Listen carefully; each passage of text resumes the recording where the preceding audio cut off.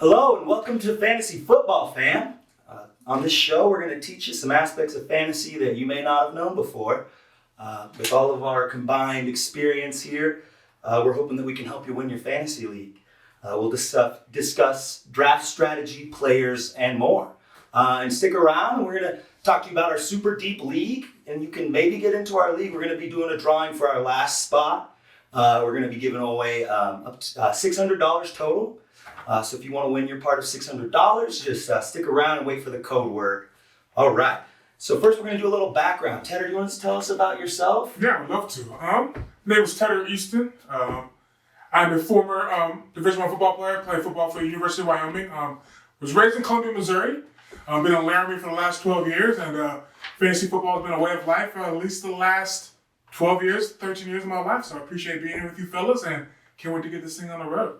What about you, Mason? Hey, we're happy to have you, Tedder. My name is Mason Orcutt, and I'm also just ecstatic to be here with you guys. My fantasy history starts, I guess my life history starts with me moving to Laramie. And we won't talk about things before that. When I was 15 years old and met some of my closest friends that I'm still just as close to 15 years later. So fantasy history also starts with 2012, sharing a team and working my way up to kind of thinking I have some knowledge to share with others. So it really starts from just a base spot, and then you work your way up and kind of gain that knowledge here. So I don't know, how do you feel about just what you've learned over about fantasy? I mean, I've learned a lot, man, and I'm happy to be with you guys here too. We got two really awesome dudes with me here.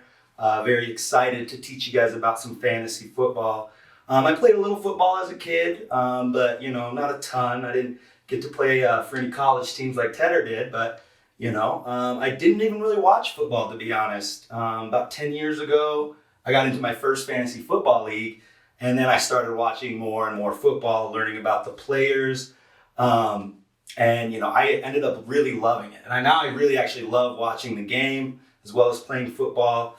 I've been playing for 10 years, like I said, and I've only won 2 championships. So fantasy football is really hard, and that's something that we want to be very clear about. It's not an easy game, and you're not going to excel at it right away, and just because you watch this show does not necessarily mean you're going to win.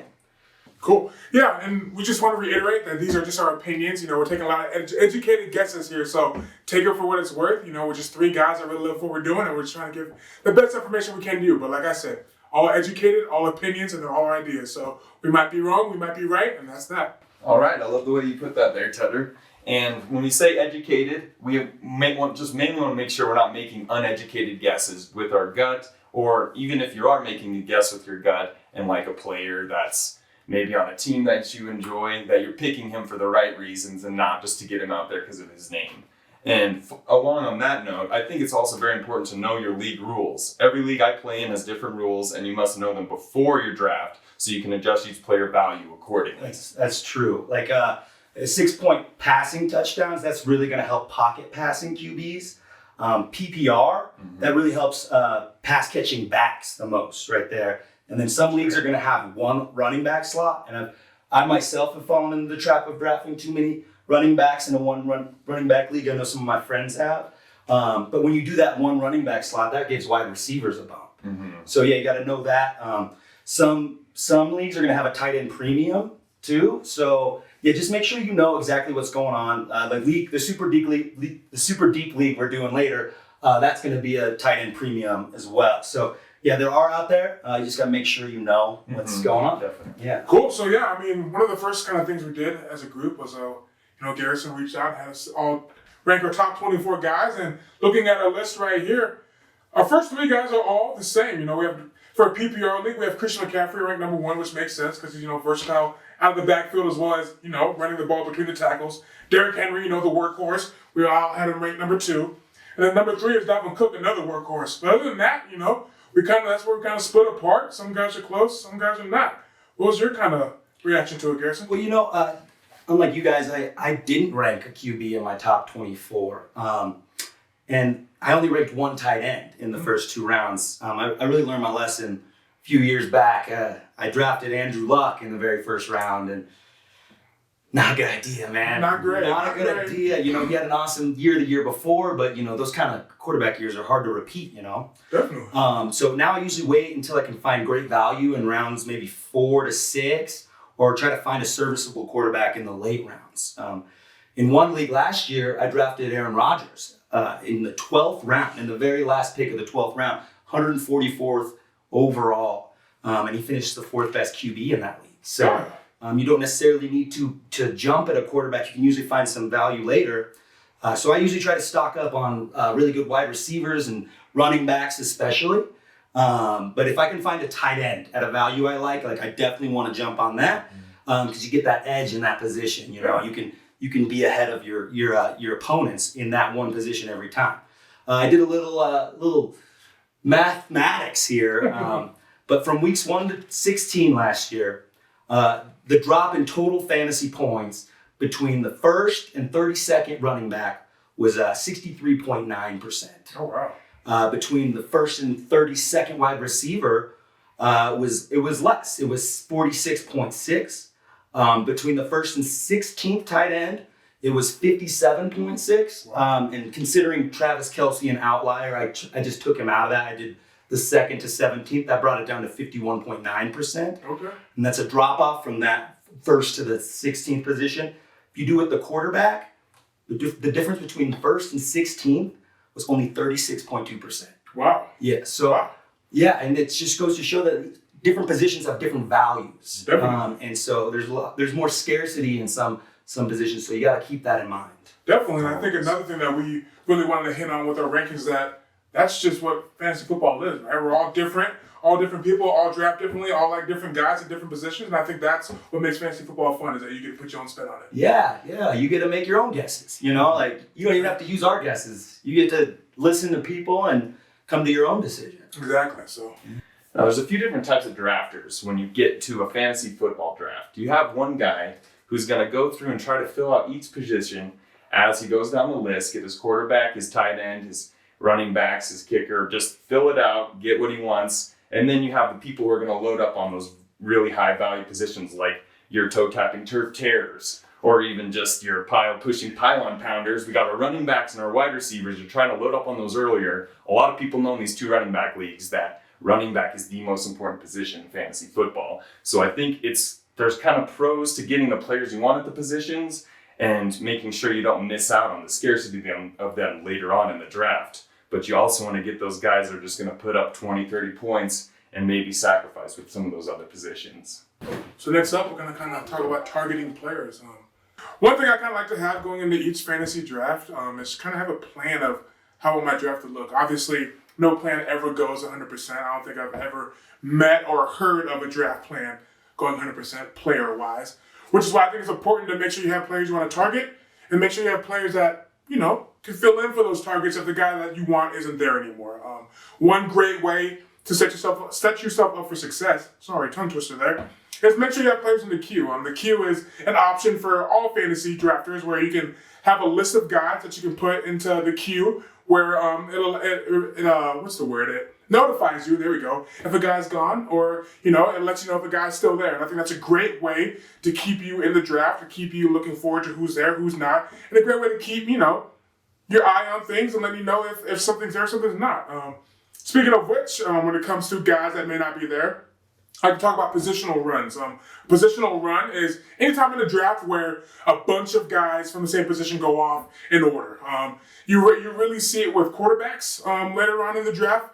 Guys will get, and ladies as well, will get super antsy when they start to see 3, 4 quarterbacks go off the board thinking, oh, I got to join in on this. You don't always have to. If it fits where you're drafting, then definitely. But make sure, you kind of wade around the water and don't get bitten by that positional run shark. Because if it bites you, it's going to hurt. So. Yeah, definitely. Oh, yeah. Cool.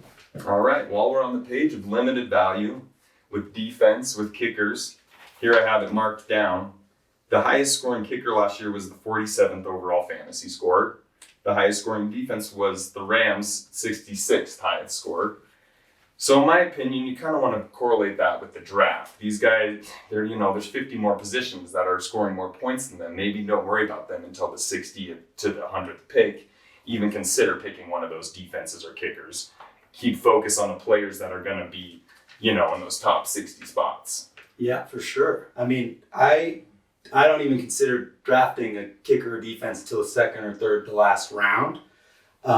I just think it's extremely hard to know what their relative value is compared to the other guys. Sure.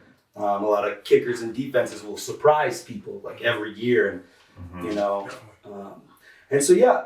I mean, let's go on. Let's move on. We're going to talk about positional layers next. When we say layers, we just mean people within a position that have similar value, right? So if that whole layer gets drafted, say that running back layer gets drafted, you might want to wait on running backs and maybe go look at wide receivers for a little bit because there's a drop off on the next good running back.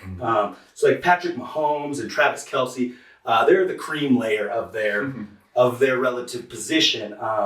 They're just a cut above everybody else. They're obviously going to be the first one drafted. Christian McCaffrey is also like very clearly the consensus number one pick in everybody's opinion. But I do think it's a little closer with the rest of the running backs there. Yeah. You got Cook, you got Henry, Kamara, Barkley, and Elliott. That's kind of the next layer there. I think some people might include Jonathan Taylor up there and stuff. With the wide receivers, Adams, Hill, and Diggs. And probably Hopkins too, maybe, would be considered the cream layer of the wide receivers, There. Yeah, so they all have, but those guys go, you might, okay, I want a wide receiver, but maybe I'll wait, maybe I'll do something else, maybe I'll do tight end or something like that. So yeah, just be aware of those layers. Definitely, and I think one thing we should also consider is where players play, right? And I think that's a big thing that plays in the role of fantasy, whether it's, a team that struggles knowing that, hey, I might take a quarterback on a team that, realistically may be playing behind, so he's going to boost on the stats in the third and fourth quarter because he's going to throw the ball a lot. And you also want teams that are going to be in it, right? Obviously, like you said, Patrick Mahomes, Travis Kelce, guys like that. But another thing, on teams that are super competitive that you have to worry about is if they're too good, right? And then sometimes you have the chance, not always, more so later in the season, where a guy gets pulled.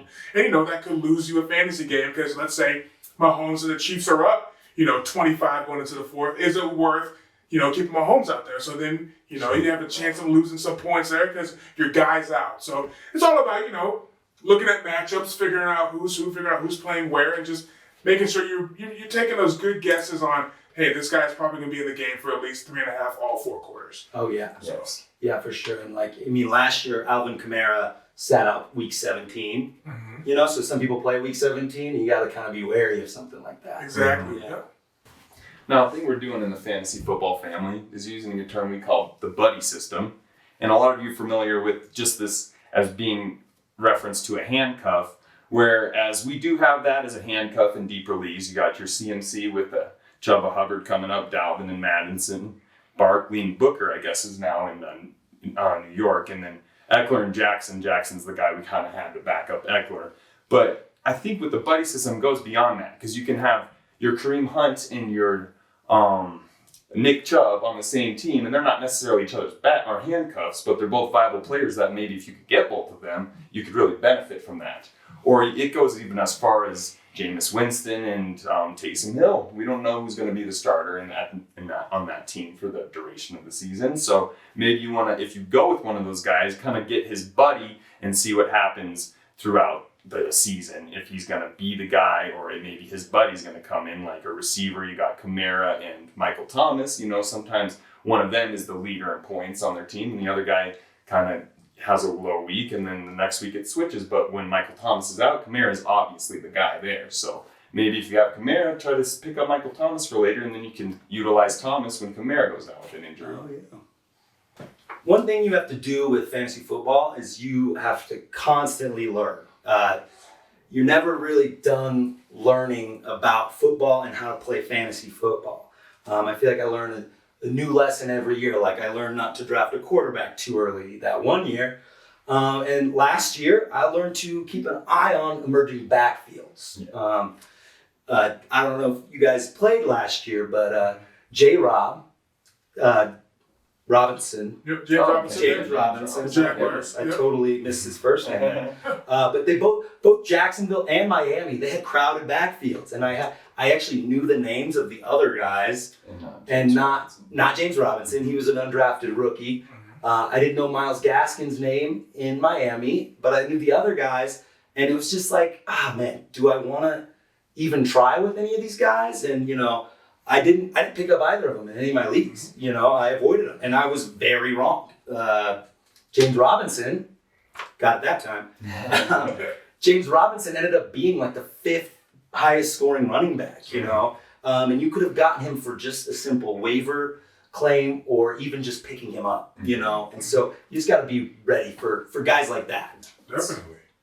What about you, Tedder? What'd you learn? Oh, COVID year, I learned to make sure that you're paying attention to all notifications on your phone and paying attention to the COVID quarantine that they had last year. And I'm sure it'll go into effect this year. So always making sure that Wednesday, Thursday, that you're making sure that you have a guy on your bench just in case one of those guys gets put into quarantine, because it can kill you. Not just COVID itself, but not having that guy on your roster, right? So you want to make sure that you're always checking things. Another thing for me that I learned is, you don't always have to trust the experts. You don't have to trust us. You don't have to trust the guys you watch on TV, because sometimes they get it wrong. And if you play with your gut and you do enough research, you say, yo, this is a great matchup, even though Matthew Berry or somebody like that says don't play him. You say, well, it looks like it might be a good matchup, and you go with it. So that's true. So yeah, there's a lot of good things you can learn. So speaking of Matthew Berry and checking up on stuff, I always get the Fantasy Life app. It's Matthew Berry's thing. Oh, but it is an app. It is an app through him. I think he might have started it or he's part of making it. Okay. But it has given me notifications before anything else. And it was a good tool to be able to use. It didn't really work out for me, but I was able to pick up Antonio Brown before other people last year and stuff like that. So yeah, that's something that you can use to get a little head up. And so what did you learn, Mason? What did I learn last year? Last year I learned Dak Prescott isn't invincible like I thought, and I needed a backup quarterback, and I didn't really plan for one. I was able to get Herbert off of waivers in one league. Tannehill was there, I grabbed him. We both know they did really well last year, but I was panicking, and I didn't really have that security, especially now with these mobile quarterbacks who are running on a lot of plays. Maybe you want to consider drafting more of a pocket passer backup quarterback that's going to remain healthy, especially if your guy goes down. Okay, yeah. All right, guys. It is time for our rookie jar segment. We're going to pull a rookie out of the jar and talk about him for a little bit, okay? All right. Let's see who we got here. Who looks like Travis Etienne. Travis Etienne, which I've watched some of his highlights, and there was a few things that stuck out to me right off the bat. He's quick, and he's strong, and the dude can catch, man. Dude catches some good balls.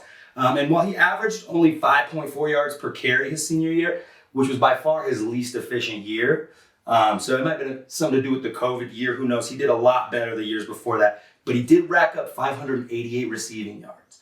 In the last 2 years, he's racked up 1,020 receiving yards and 39 total touchdowns. So that's pretty crazy. That's some good efficiency. That's really good stuff. That's a good base for your running back. And in 2 of those games, Trevor Lawrence was hurt. Actually, he wasn't hurt. He was COVID. Yeah, so that might be another thing this year. But yeah, so he's going to have the same guy throwing the ball. So he knows everything about Trevor Lawrence. He knows how he throws it. He knows what he likes. And then there's also the James Robinson aspect, which is like really going to limit his fantasy potential. We all know that because James Robinson balled out 5th in fantasy points, 5th in rushing yards. But he did average 4.5 yards per carry, which wasn't quite as good. It's 24th in the league. It's still a good number, right? It's nothing to scoff at by any means. But the Jags also did acquire Carlos Hyde. He might steal some goal line work, which is worrisome to me. So they're going to kind of mitigate each other. The other guy is Laviska Shenault Jr. They did give him some rushes last year, and I don't know if they're going to do the same thing this year, but that's just more carries that can get taken away. So after reviewing Travis Etienne, he did really impress me, and I'm definitely going to look to get him for the right price, but he is going fairly high. So I think mainly I would be looking for him in a dynasty league. Okay. Yeah. Oh, is it my turn?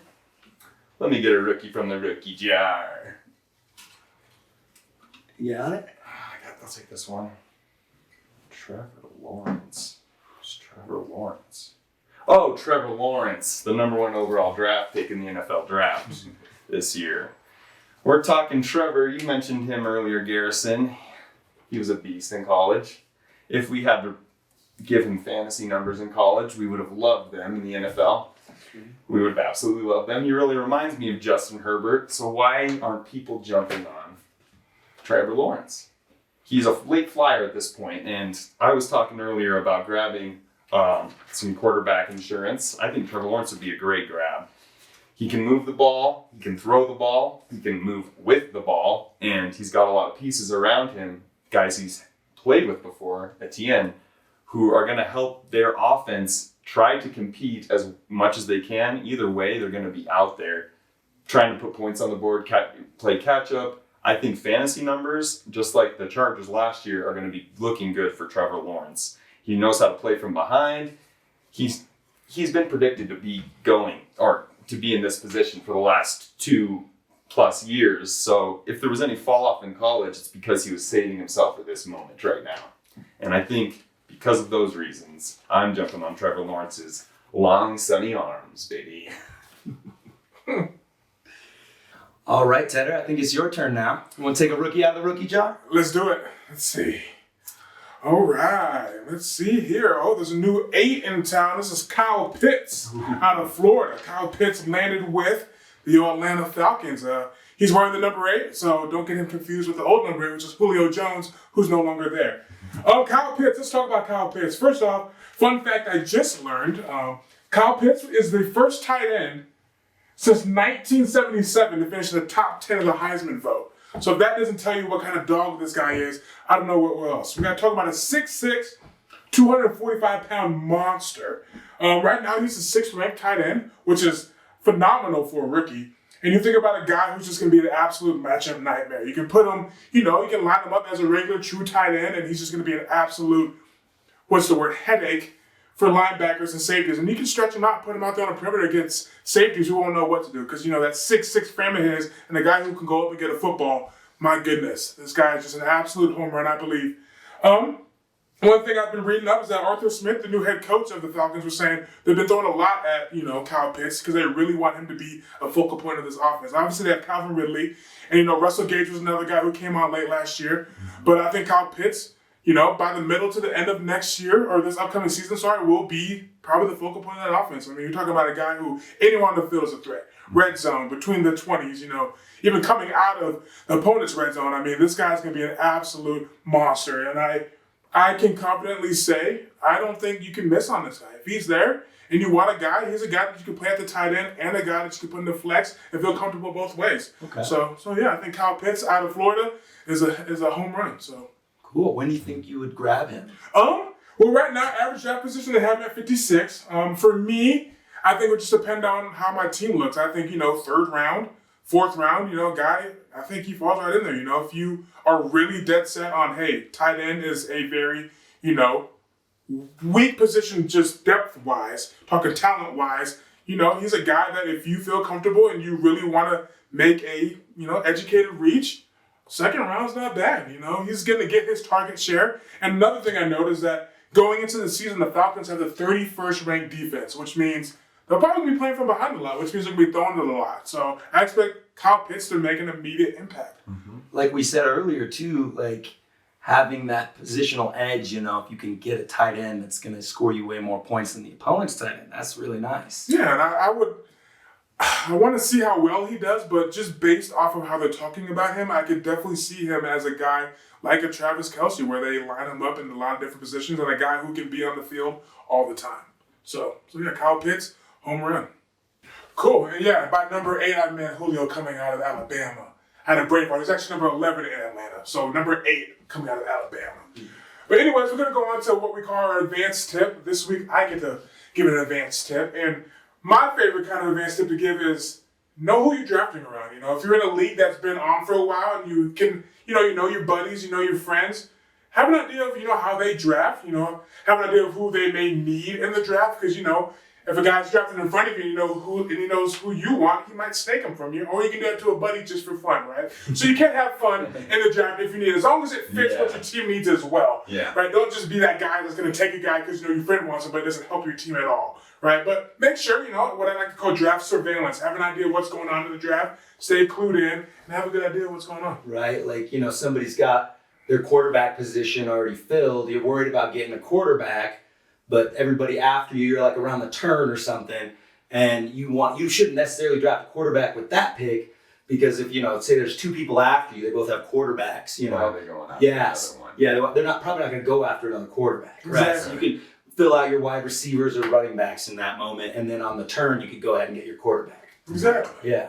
Yeah, so that's our advanced tip for this week, Mm-hmm. which leads us to our next segment, which is positional promotion. So this is kind of a segment where we're going to take a guy from each position. We're going to take a guy that's for sure at the top of the draft, a guy you want to take early, depending on the position, and then a guy later on in the draft that you can sit on maybe, and that may help benefit whether it's right away or later on in the season. So I'll get us kicked off. For me, I chose Mr. Wyoming himself, Mr. Josh Allen. Not only because of the allegiance to Wyoming, but Josh Allen's just an absolute monster.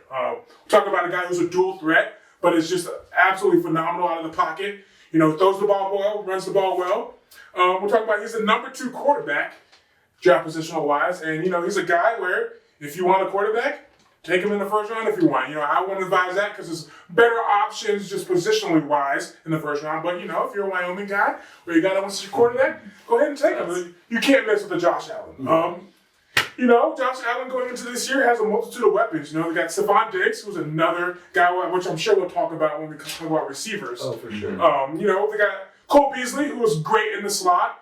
Another guy they have is Gabriel Davis, who came on pretty big for them last year. And then finally, they added a veteran, Emmanuel Sanders. It's just another target for this guy to throw to. One thing you got to remember with Josh that I think he's looking to build on, which last season was an MVP caliber season. He's got a lot to prove this year. I think the AFC Championship left a bad taste in his mouth. So I think he's going to come out with that killer mindset. I think Josh Allen, the gunslinger from the West, is definitely going to get the job done. And then for the late round guy, I went with the rookie, Justin Fields. I really like what I saw from him at Ohio State. I think eventually he's in a great position right now where he doesn't have to start right away.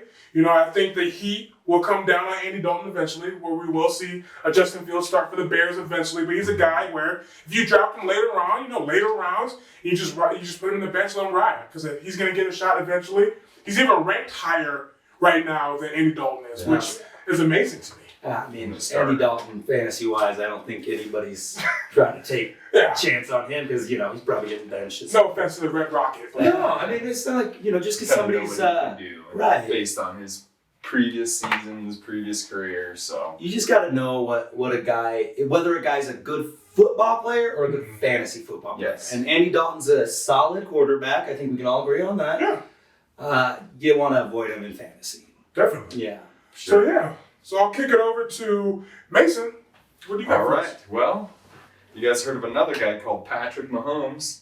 He generally goes pretty high on draft boards. He's always the first quarterback off, although he was the 4th overall quarterback in fantasy points last year.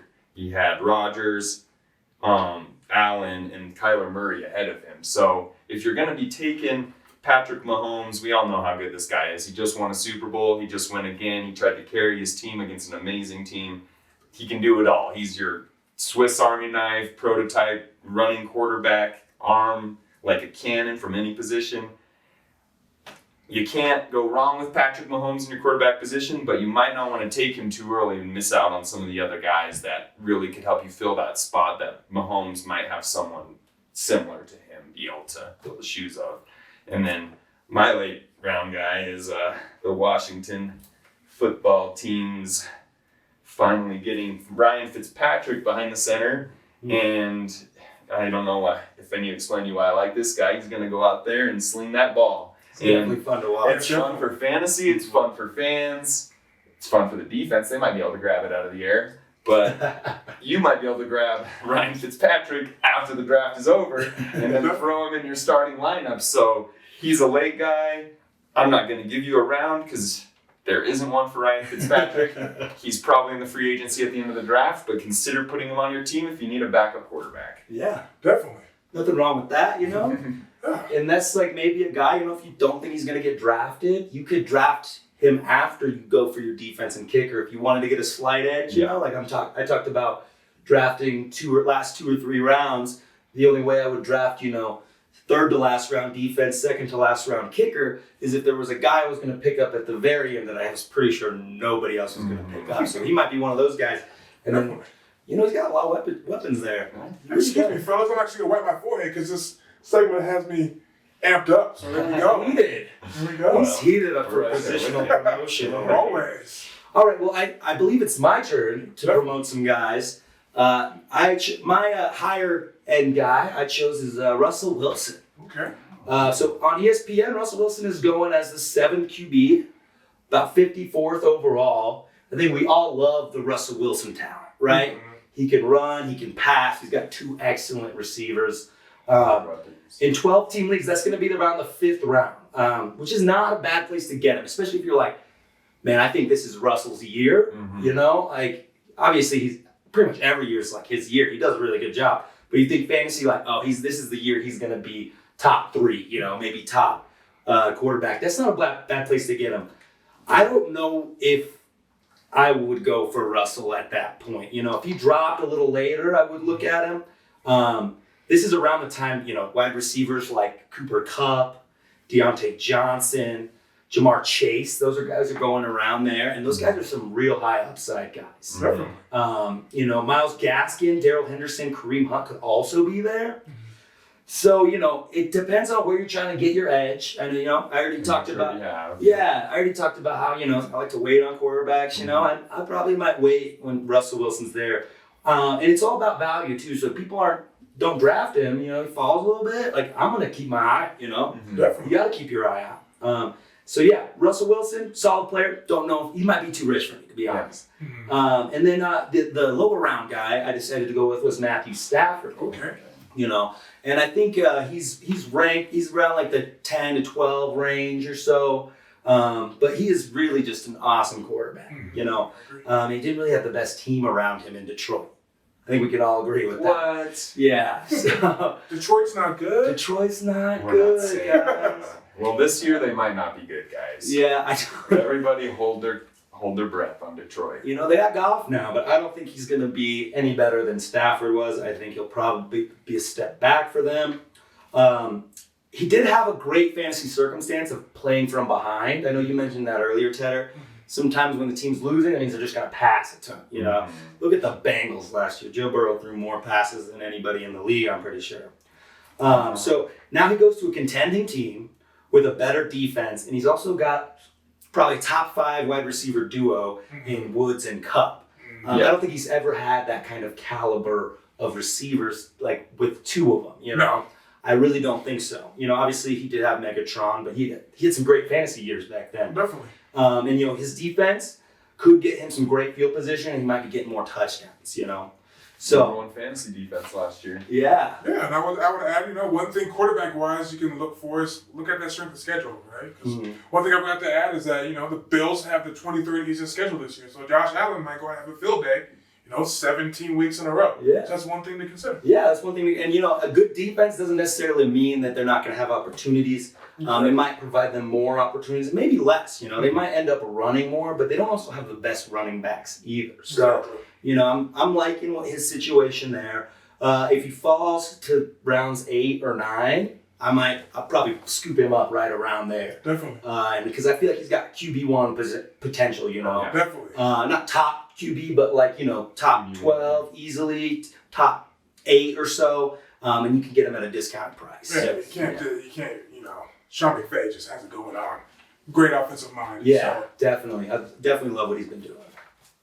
All right, guys, it's time to talk about our super deep league I told you all about earlier. It's 16 teams, deeper than any league I've ever been in. It's called Go Deep Deep, and we're going to talk about the rules here real quick. So QBs are going to be receiving 6 points per passing touchdown and 1 point per 20 passing yards. So these are both higher than standard formats, and we talked earlier about knowing your rules and knowing what that means. So 16 teams and extra points for quarterbacks, it makes them more valuable. You talk about the 6-point passing touchdown. We discussed that earlier. Those pocket passers later rounds, they're going to be more viable in that league, okay? And then there's also going to be 300 and 400 yard bonuses. So that will also help those pocket passers be viable. Tight ends. So I mentioned this earlier. They're going to have a premium of 1.5 points per reception, 8 points per reception or rushing touchdown. They don't often get those, but if they do, they're going to get 8 points. We just wanted to make 16 teams. By that point, tight ends are kind of hard to get a tight end that's going to score very much. So if you can get a tight end that you think is going to score a touchdown, they might be worth playing. Running backs and wide receivers will be PPR standard with 100 and 200 yard bonuses. And the QBs can also get those rushing bonuses as well. And there's going to be 3 starting wide receivers, 2 starting running backs, but we're doing no flex, okay? No flex. And the idea behind that is because running back depth will be a little bit easier to come by in later rounds, because you can't play a third running back. It's pointless to necessarily go out and get a really good third running back. And it might make some more available in the free agency for people. There is no defense in special teams or kicker.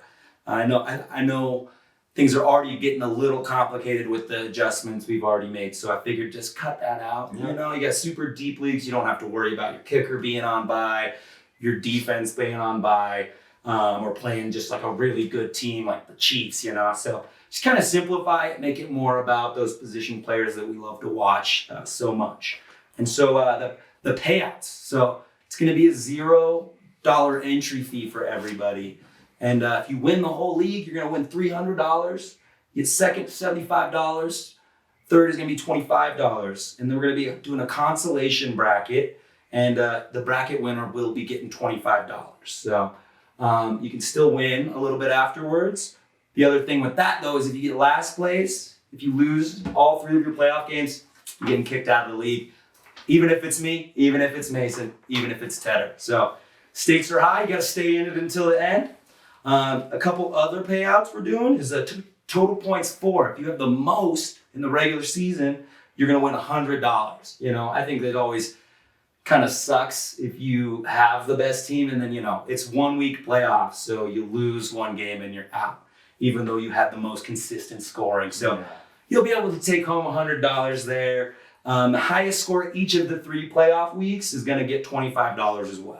Wow, so it sounds like there's a lot of money. Yeah, good money. A lot of ways to win money. You don't have to pay to get in the league. So it's all compliments of Mountain State Media. And so now we're going to talk about the code word. The code word is sleeper. All right, sleeper, guys. And you can send it either to our social medias or to my email. Don't forget to include your full name because each person will only be allowed 1 entry per week. You have until the next episode airs to get your entry. Otherwise, it won't be valid. And we will be drawing for on the show the week of September 1st, and we'll be drafting on September 5th. The social medias are going to be Fantasy FB Fam on both Instagram and Twitter. And if my email is Mountain State Media GT, MTN State Media GT @gmail.com. You can send them into either of those, and then you will be entered into our drawing, okay? And just to be clear, that code word is sleeper, all right? All right, well, to reiterate, please follow us on our social media. Please follow us. We really need it. So like Garrison said, Instagram and Twitter is Fantasy FB Fam. And if you'd like to be a part of our show, you can send in video questions either to our Instagram or Twitter or to our email, which is mountainstatemedia@gmail.com. Send those in. You can be featured on our show. Yeah, join us next week for more fantasy tips as well, including we got a new segment called Pimp My League. You got to check it out. By name alone, it's really exciting. Thank you so much for joining us for our inaugural episode. See you next week, fam.